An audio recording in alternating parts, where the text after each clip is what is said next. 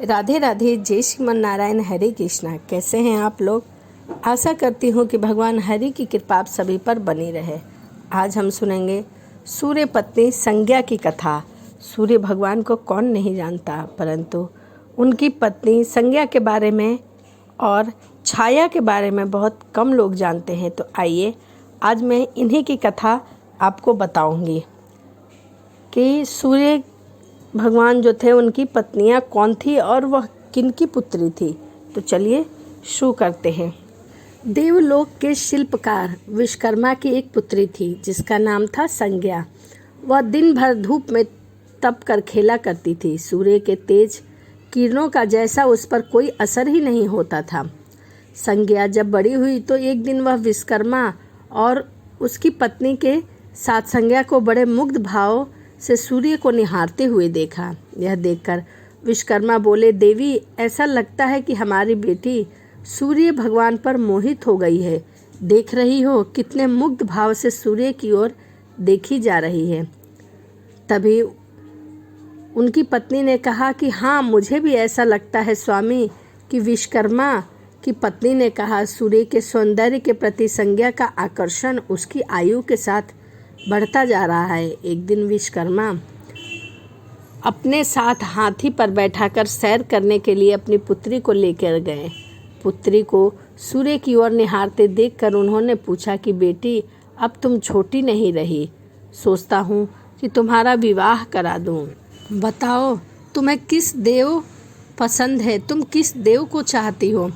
पिताजी, आकाश में सूर्य से बढ़कर कोई तेजस्वी नहीं है। संज्ञा ने तुरंत उत्तर दिया, ठीक है, हम सूर्य के साथ ही तुम्हारा विवाह करा देते हैं। विश्वकर्मा बोले और अपनी पुत्री को लेकर सूर्य के पास पहुँचे। उन्होंने अपनी पुत्री की इच्छा सूर्य देव को बताई तो उन्होंने उनका प्रस्ताव स्वीकार कर लिया और वो बोले, आपकी पुत्री के साथ मेरा विवाह तो हो जाएगा, यह मेरे लिए सौभाग्य की बात है, पर आप इससे पूछ लीजिए कि क्या यह मेरा ताप सहन कर पाएगी, क्योंकि मैं बहुत गर्म हूँ। तभी विश्वकर्मा संज्ञा की ओर एक और ले गए और उनसे पूछा, सूर्य देव का उत्तर तुमने सुन लिया है बेटी, अब बताओ क्या तुम सूर्य का तेज सहन कर पाओगी? हर ऋतु में उनका ताप अलग अलग होता है। तभी संज्ञा ने कहा कि हाँ पिताजी। संज्ञा ने बड़े विश्वास के साथ कहा। कुछ ही दिन बाद संज्ञा का विवाह सूर्य देव के साथ हो गया। संज्ञा सूर्य देव के साथ उनके लोक चली गई। पति के साथ संज्ञा के दिन सुखपूर्वक बीतने लगे। फिर एक दिन उनके यहाँ एक पुत्र पैदा हुआ जिसका नाम रखा गया मनु। अनेक ऋतु मनु बालक को आशीर्वाद देने आए। यह बालक ज्ञानियों से भी ज्ञानी होगा, ऋषियों ने ऐसी भविष्यवाणी की। आशीर्वाद सच निकला। जब वह कुछ बड़ा हुआ तो ऋषि मुनि से शिक्षा ग्रहण करने लगा। सूर्यदेव और संज्ञा को अपने बेटे पर गर्व था। वे बहुत ही प्रेम से अपने बेटे का लालन पालन किया करते थे। परंतु अचानक एक दिन ग्रीष्म ऋतु में सूर्य की किरणें बहुत तेज प्रखर हो गई। उनका तेज अपनी चरम सीमा पर जा पहुंचा। संज्ञा की चमड़ी झुलसने लगी। सूर्यदेव ने उसे अपने पास बुलाया तो वह अपनी आंखों पर हाथ रखकर उनके पास पहुंची। सूर्यदेव बोले, संज्ञा मेरी ओर देखो, तुमने अपनी आंखें क्यों ढक रखी है? नेत्र खोलो और मेरी ओर देखो, मैं तुम्हारा पति हूँ, मैं तुम्हारा स्वामी हूँ। आपके ताप से मेरी आंखें खुल नहीं पा रही है स्वामी। संज्ञा ने कहा, इसका अर्थ तो यही हुआ कि तुम मुझे अपने से दूर कर रही हो। विवाह के पूर्व मैंने आपसे पूछा था कि क्या तुम मेरा ताप सहन कर पाओगी। तुम्हारी सहमति पाकर ही मैंने तुम्हारे साथ विवाह करना स्वीकार किया था, लेकिन अब तुम अपने वचन से मुकर रही हो। सूर्यदेव बहुत ही क्रोधित हुए और होते हुए कहा, स्वामी, इसमें मेरा कोई दोष नहीं है। संज्ञा बोली, आपका ताप ही इतना प्रखर है कि मैं सहन नहीं कर पा रही हूँ। तभी सूर्यदेव कुपित हो उठे और बोले, सुन संज्ञा, प्राणवान वस्तुओं को जीवित रखने वाला मैं ही हूँ, परंतु तुमने मेरी ओर आंखें बंद कर ली है। अतः तुम्हारे गर्भ में जो बालक उत्पन्न होगा वह यम होगा। यम अर्थात मृत्यु का देवता। संज्ञा वहाँ से भाग जाना चाहती थी, लेकिन बच्चों का मोह उसे विवश किए हुआ था। संज्ञा की एक सहचरी मित्र भी थी, उसका नाम छाया था। छाया हूबहू संज्ञा की ही प्रतिलिपि थी। उसने इस विषय में छाया से मदद लेने का निश्चय किया। उसने छाया को बुलाया और अपनी समस्या बताई। यह सुनकर छाया बोली कि मुझे क्या करना है सो बताओ। तुम संज्ञा बनकर मेरे पति के पास जाओ और उनकी पत्नी और मेरे बच्चे की माँ बनकर वहीं रहो। संज्ञा ने कहा, उन्होंने मुझसे पूछताछ की तो कहना मैं संज्ञा हूँ, भेद मत खोलना। यह सब मैं करूँगी, लेकिन मेरी एक शर्त है। सूर्यदेव कभी मुझ पर बिगड़ गए और मुझे श्राप देने लगे तो मैं सारा भेद खोल दूँगी। छाया ने कहा कि ठीक है छाया, आप जाओ और मेरे बच्चों को संभालो। तुमने मुझे बहुत ही कठिन काम सौंपा है। संज्ञा फिर भी मैं भरसक प्रयत्न करूँगी, छाया बोली और वहाँ से चली गई। उसके जाने के बाद संज्ञा सोचने लगी कि मैं मायके जाती हूँ तो माँ और पिताजी मुझे देखकर प्रसन्न होंगे। मैं कुछ समय वहाँ रहूँगी, परंतु पिताजी कहेंगे स्त्री की शोभा पति के घर में ही होती है। ऐसे ही विचारों में उलझी वह मायके को चल पड़ी। रास्ते में उसके मस्तिष्क के उलझने टकराने लगी। वह सोचने लगी कि पिताजी जब मुझे लौट जाने को कहेंगे तब मैं क्या करूँगी, तब मैं जंगल चली जाऊँगी। संज्ञा अपने सोचते सोचते अपने मायके पहुँची और पिताजी ने उसका बहुत ही आदर और सत्कार किया और बोला, बेटी सब वहाँ कुशल मंगल तो है। तभी बेटी ने कहा, हाँ पिताजी सब ठीक है। ग्रीष्म ऋतु में सूर्यदेव का ताप सहन न कर सकी, इसीलिए यहाँ आ गई। संज्ञा कुछ दिन वहाँ सुख से रही।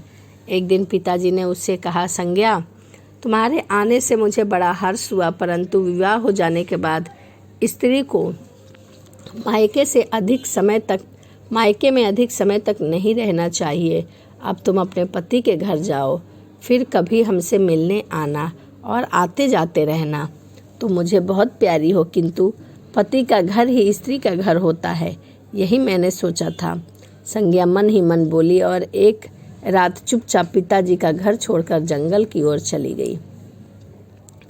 वह सोचने लगी कि मैं सूर्य के सामने नहीं जा सकती, अतः घोड़ी बन जाती हूँ। उस रूप में मुझे कोई भी नहीं पहचान पाएगा।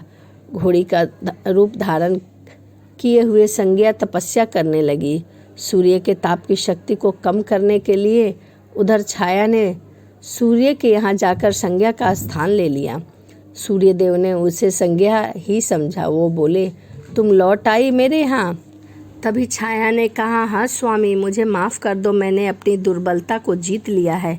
छाया खेद भरते हुए स्वर में बोली, संज्ञा मैं तो कब का तुम्हें क्षमा कर चुका हूँ, अब घर की जिम्मेदारी संभालो, बच्चे का लालन पालन करो। सूर्यदेव ने कहा। छाया ने कक्ष में लेटे दोनों बच्चों पर निगाह डाली और घर की जिम्मेदारियां संभाल ली। छाया इस घर में सुखी थी। वह प्राय सोचा करती थी कि बेचारी संज्ञा कितना अच्छा घर त्याग कर चली गई है, क्या वह कभी नहीं लौटेगी। उस समय पाकर छाया को एक पुत्र हुआ। पुत्र पैदा होने के बाद वह कुछ चिंतित रहने लगी। मुझे यह नहीं भूलना चाहिए कि मैं संज्ञा की छाया हूँ। छाया ने एक पुत्र और पुत्री को जन्म दिया। अब छाया का व्यवहार बदलने लगा। वह अपने बच्चों से तो प्यार करती, लेकिन संज्ञा के बच्चों को ताड़ने लगी और उसके साथ दुर्व्यवहार करने लगी। मन्नू ने तो विमाता के व्यवहार को नज़रअंदाज कर दिया, लेकिन यम को उसका व्यवहार खटकता रहा। माता छाया, यमुना बहन के साथ ऐसा व्यवहार करना उचित नहीं है। वह अपने बच्चों के साथ तो कितना अच्छा व्यवहार करती है, परंतु हम भाई बहनों के साथ दुर्व्यवहार करती है, हमसे नफरत करती है। एक दिन तो हद ही हो गई। छाया ने यमुना के बाल पकड़े और उसे डंडे से पीटते हुए बोला, कमबख्त मरते भी नहीं हो, मर जाओ तो मेरा पीछा छूटे। तब छाया देर तक यमुना को पीटती रही तो यम से न रहा गया। उसने जाकर छाया का हाथ पकड़ लिया और गुस्से से बोला, बस माता, अब तुमने यमुना पर हाथ उठाया तो मुझसे बुरा कोई नहीं होगा। अच्छा, तेरी इतनी हिम्मत कि मुझे धमकी देता है। ठहर, आज मैं तेरे पिताजी से इसकी शिकायत करूंगी। छाया क्रोध भरी आवाज़ में बोली। छाया ने तो इस डर से सूर्यदेव से शिकायत न की कि कहीं उसका भेद उजागर ना हो जाए, लेकिन यम और यमुना से तंग आकर उसने अपने पिता से उसकी शिकायत अवश्य ही कर दी। पिताजी, यह स्त्री हमारी माँ नहीं है। यम ने कहा। हाँ पिताजी, पुत्र माता के विमुख हो सकती है, परंतु माता की ममता कभी कम नहीं होती। यमुना भी बोल उठी। मैं देख लूँगा, तुम जाओ, डरो नहीं, सब ठीक हो जाएगा। ऐसा कहकर सूर्यदेव ने बच्चों को धैर्य बंधाया, लेकिन बच्चों के जाते ही वे सोच में पड़ गए। बच्चे ठीक कहते हैं, यह अवश्य कोई और मायावी है, यह संज्ञा नहीं है। सूर्यदेव गुस्से में भरकर छाया के पास पहुँचे और उनके केस पकड़कर उनके झकझोरते हुए बोले, सच बता, तुम कौन हो और कहाँ से आई हो, अन्यथा मैं तुम्हें कठोर दंड दूंगा। तभी छाया ने कहा, ठहरिए स्वामी। भय से कांपती छाया बोली, मैं संज्ञा की छाया हूँ। वह अपनी देखभाल का भार किसी को सौंपे बिना नहीं जाना चाहती थी, इसीलिए उसने मुझे आपके पास भेज दिया। वह कहाँ गई है? सूर्य ने पूछा। वह अपने पिता के यहाँ गई है। सूर्यदेव सीधे विश्वकर्मा के पास पहुँचे और उनसे पूछा, संज्ञा कहाँ है? तुम्हारे तेज से बचने के लिए यहाँ आई थी। विश्वकर्मा ने बताया। अब वह कहाँ है? मुझे नहीं पता, मैंने ध्यान करके पता किया कि उसने घोड़ी का रूप ले लिया है। वह जंगल में घूमती रहती है और तुम्हारे तेज को घटाने के लिए तपस्या कर रही है। विश्वकर्मा ने बताया। तो आप मेरा तेज घटा दीजिए, फिर उसे खोजने के लिए चलते हैं। सूर्यदेव बोले। विश्वकर्मा ने सूर्यदेव के तेज का 8वां भाग छांट दिया, जिससे उसका तेज घट गया। फिर वो संज्ञा को खोजने निकले। उन्होंने राहगीरों से पूछताछ की, तुमने इधर कोई घोड़ी देखी है? तभी एक पुरुष ने कहा, देखी है, हमने नदी के पास विचरण करते हुए। एक राहगीर ने बताया। उसने विलक्षण, क्या बात है, वह घोड़ी मानवी भाषा बोलती है। देव, तब तो वह अवश्य संज्ञा होगी। सूर्यदेव बोले। सूर्य घोड़ी के निकट पहुँचे और कहा, संज्ञा, मैं सूर्य हूँ, तुम्हारा पति। अब यह घोड़ी का रूप त्याग दो, जब तक मेरी मनोकामना पूर्ण नहीं होगी। प्रभु, मैं नहीं त्यागूंगी। घोड़ी बनी संज्ञा ने उत्तर दिया। तुम्हारी मनोकामना तो पूर्ण भी हो गई है, सूर्य ने कहा। सूर्यदेव ठीक कहते हैं बेटी। विश्वकर्मा बोले। मैंने इनके तेज का 8वां भाग काट दिया है। पिता से आश्वासन पाकर संज्ञा ने अपना घोड़ा वाला रूप त्याग दिया और अपने स्वाभाविक रूप में आ गई, और वह हर्ष और विभोर से अपने पति से जा लिपटी और फूट फूट कर रोने लगी। फिर उसने झुककर सूर्यदेव के पांव छुए और पूछा, स्वामी, हमारे बच्चे कैसे हैं? सब सकुशल तो है ना?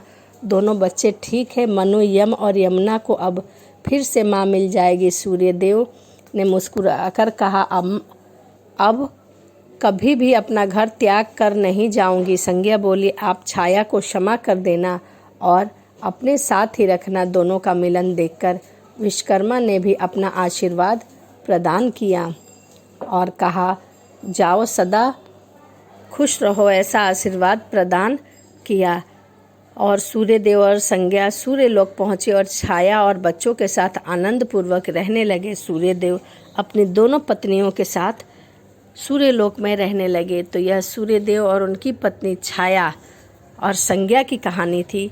तो वीडियो आपको कैसी लगी कमेंट के माध्यम से ज़रूर बताइएगा। और चलिए इसी के साथ वीडियो समाप्त करते हैं और मिलते हैं अगली वीडियो में। राधे राधे। जय श्रीमन नारायण। हरे कृष्णा।